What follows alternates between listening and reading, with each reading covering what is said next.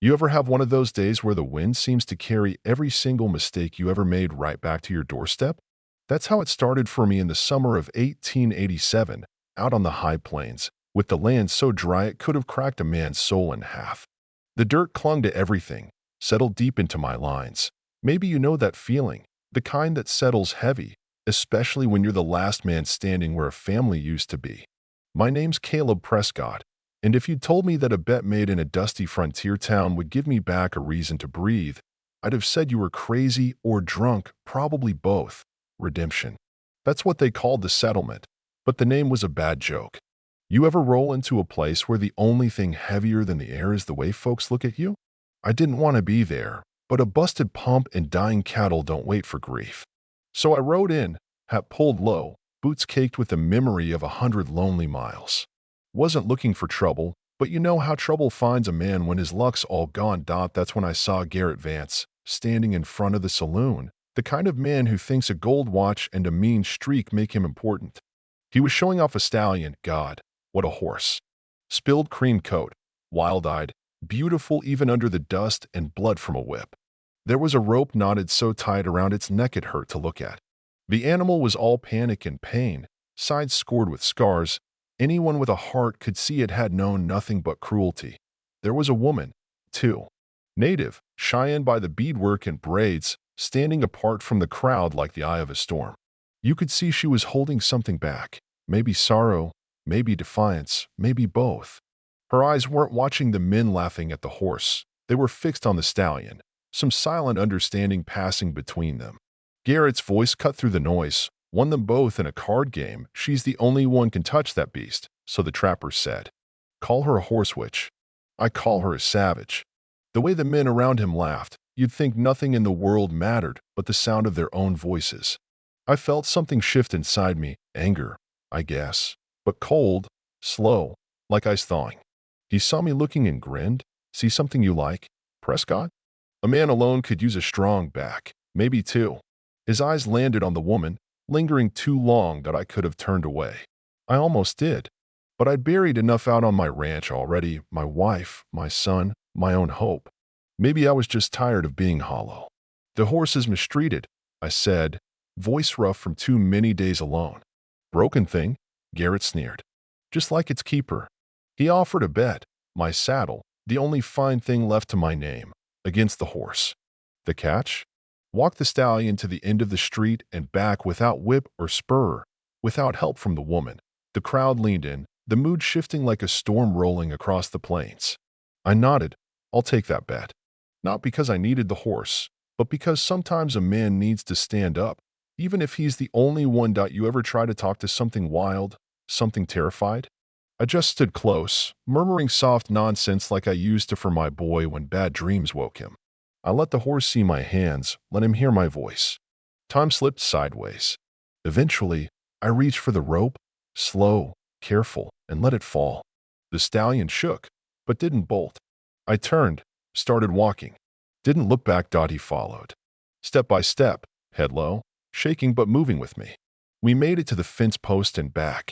You could have heard a pin drop when I stopped in front of Garrett, heart thudding in my chest. He tossed the lead rope at my boots, spat on the ground. Yours. Both of them. Broken for broken. That's how I came to own a horse and, by the twisted rules of men like Garrett, a woman. The walk back to the ranch was quieter than any grave. I offered her my mare. She wouldn't take it. She kept her distance, dignity wrapped around her like a cloak. She was nobody's prize, you know what I mean. The first week, we circled each other like ghosts. She took food left on a plate, returned it clean, never spoke. I watched her with the stallion. She'd hum these deep, bone-shaking songs in the corral, nothing but patience in every move. The horse began to trust her, inch by inch.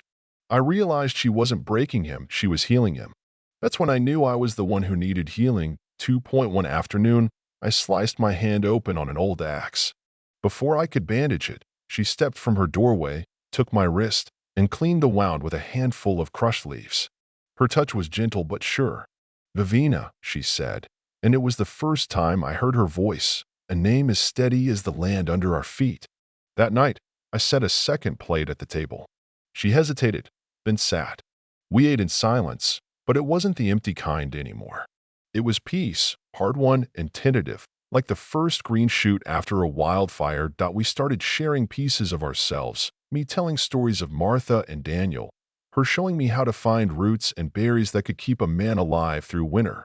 The horse, Wavoka, he who makes sea, she told me, became the bridge between us.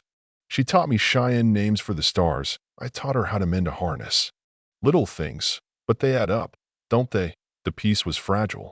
You could feel it in the way the wind shifted, the way the men from town sometimes rode out to the edge of my land, Garrett's grudge hanging over us like a thunderhead.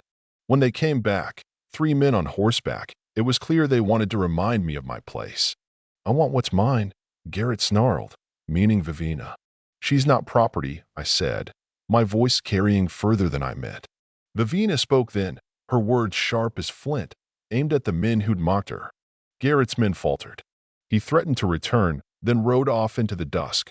The attack came at night, a fire at the barn, the smell of burning hay and panic in the air. Garrett and his men were there, shouting, shooting wild. Vivina was the one who acted first, running toward the flames to free the trapped animals, her courage shining hotter than the fire. I laid down cover with my father's old rifle, forcing Garrett's men to scatter. When Garrett charged me, I fired a shot that made his horse rear and sent him crashing to the dirt, left scrambling and broken as his cronies bolted.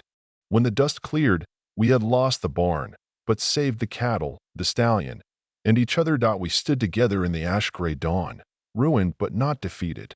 I tried to apologize. Words never seem enough when you're trying to say you're sorry for the way the world's treated someone. Vivina just looked at me and said, "We are here." Not I, not you, we. That was the start of something new. You want to know what happened next? We rebuilt, piece by piece, together.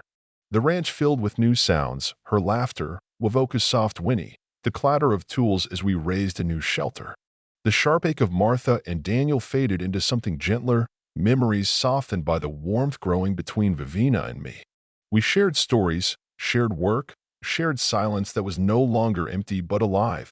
Love came slow, careful, the kind you build with your hands, not the kind that burns out quick. Vivina found her place, not as property, not as an outsider, but as a partner, her name spoken with pride and affection, her presence as steady as the sunrise. One evening, we sat together on the porch, watching the sky turn to rose and violet, Wavoka grazing nearby, his scars almost gone. I reached for her hand, and when her fingers closed around mine, I knew I'd found home again, not in the land, not in the buildings, but in her. Funny how you can lose everything and still find something worth living for if you're willing to fight for it. You tell me, was I right to gamble what little I had left on that street in redemption, to stand my ground against a man like Garrett, to open my heart to someone the world tried to break? Maybe you see it different. Maybe you think a man ought to stay in his own sorrow. Or maybe, just maybe, you know what it's like to need someone to walk beside you when the dust settles and the wind goes quiet. So go on. Tell me, what would you have done? Where's the line between justice and survival, between ownership and belonging? Let me know down below. I'll be here, watching the sun set over a home built from the ashes, grateful for every breath, every stubborn heartbeat, every second chance.